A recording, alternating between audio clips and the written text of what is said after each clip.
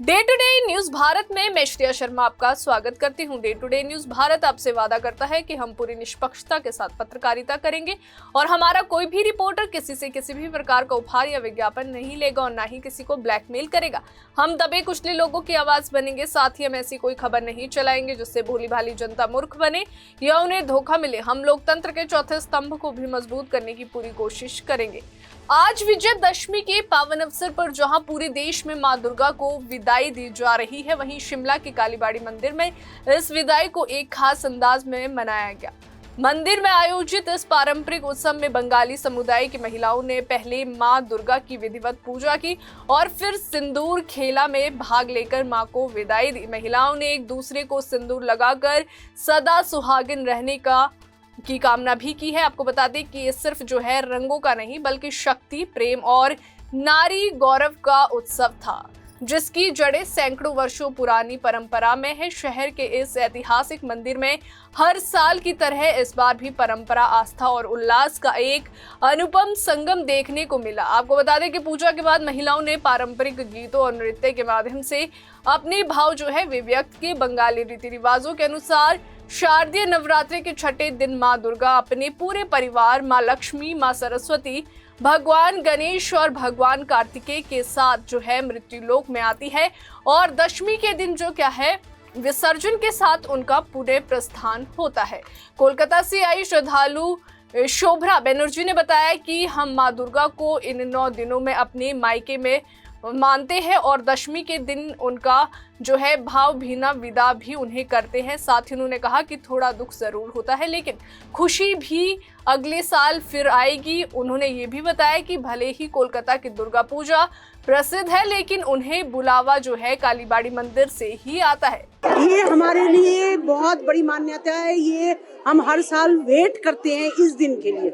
ये हम लोग बहुत ही आनंद पूर्वक मनाते हैं और ये हमारे सुहाग के लिए भी होता है। माँ जाती है हमारे मायके से, वापस जाती है माँ ससुराल के लिए।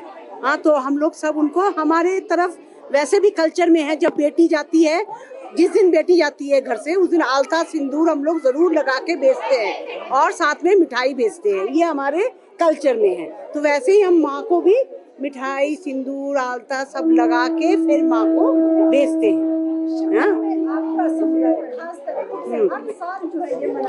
हाँ जी,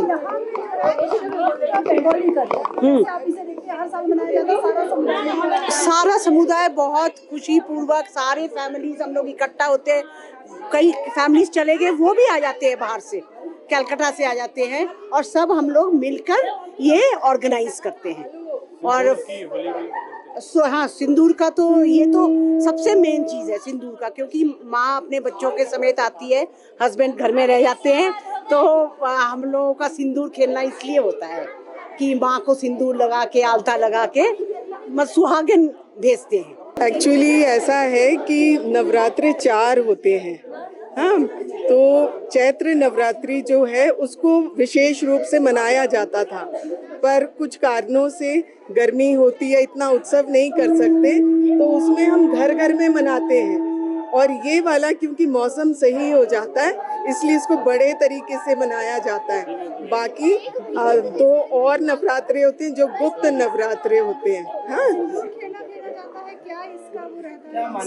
ये हम सब सुहागन हैं, माँ को भी सुहागन मानते हैं। हमारे घर से जब बेटी भी, हम लोग जब अपने मायके जाते हैं तो वहाँ से विदाई होती है, तो माँ भी हमारे को इसी तरह से भेजती है। तो हम दुर्गा माँ को अपनी बेटी के रूप में मानते हैं कि बेटी माँ के पास आई है, अब वो अपने पति के घर जाएगी। तो जाने से पहले हम लोग खाना खा के और इस तरह से मिठाई, पान और उनको आशीर्वाद देते हैं कि अपने घर में सदा सुखी रहो। जैसे हमारे माता पिता हमें करते हैं, हम माँ को इस वक्त अपनी बेटी के रूप में देख रहे हैं। शिमला से अनीश चौहान की रिपोर्ट। अभी के लिए फिलहाल इतना ही। देश और दुनिया की ताजा खबरें जानने के लिए देखते रहिए day to day news Bharat और हमारे चैनल को लाइक और सब्सक्राइब करना ना भूलें।